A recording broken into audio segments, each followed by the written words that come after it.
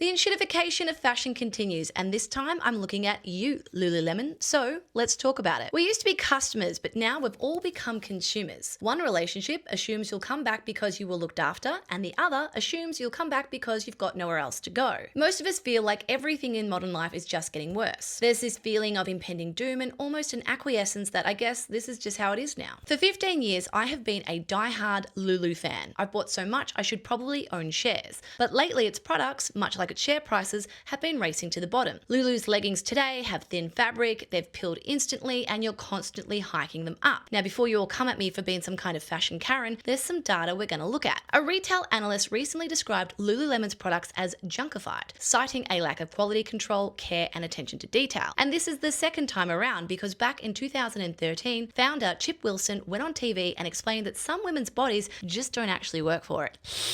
Yikes. He was referring to women's thighs rubbing together. This January, same issue again, and they simply advise their customers to size up and wear seamless skin-toned underwear. 13 years to just make the same mistake twice on a product whose entire job is to just not be see-through. Lulu's stock has subsequently taken a beating and the CEO stepped down this January. People do indeed vote with their wallets. But just quietly, if you are looking for amazing leggings, these ones from Muscle Nation are phenomenal. $50 cheaper and it's an Australian brand. You might be quick to blame capitalism, but hear me out. Back in 1924, General Electric helped set up a cartel that agreed to make light bulbs burn out faster, and it fined any factory whose bulbs lasted too long. That was amateur hour because in 1981, the very same company handed the top job to Jack Welch, who sacked 100,000 people and took GE from $14 billion to $600 billion and taught every corporate executive to copy him. In that same year, a philosopher called Alistair McIntyre published a book warning that this exact thing would happen. McIntyre's idea is actually really simple. Think about someone who makes a coat. There is a particular satisfaction that comes from having made a genuinely good coat. And the only way on earth to get that feeling is to properly make one. You can't shortcut your way there. But money, status, a promotion, and a good quarter, you can get each one of those by making a beautiful coat, or you can get them from making a rubbish coat and just marketing it well. McIntyre's warning was that these companies will always drift towards the rewards that you can fake, because those are the ones that turn up in a spreadsheet. He called it the corrupting power of institutions, and it never lasts long. Years later, GE was thrown off the Dow Jones in 2018 and broken into 3 pieces, and Welch himself by the end was calling the whole idea